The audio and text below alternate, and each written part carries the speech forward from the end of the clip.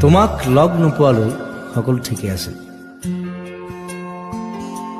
জীৱন, জোনাক, আকাশ এইবোৰৰ সংজ্ঞা তেনে সাধাৰণ আছিল।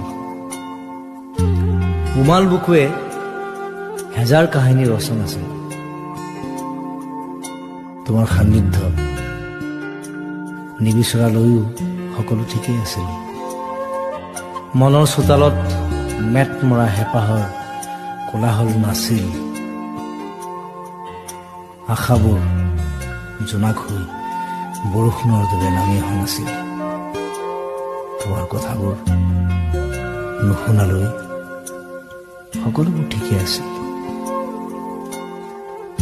নিশাবোৰ নিজৰ দৰে আছিল, কিছু এন্ধাৰ, কিছু পোহৰ। ভাল লগা নাছিল জোনাকীৰ পোহৰ।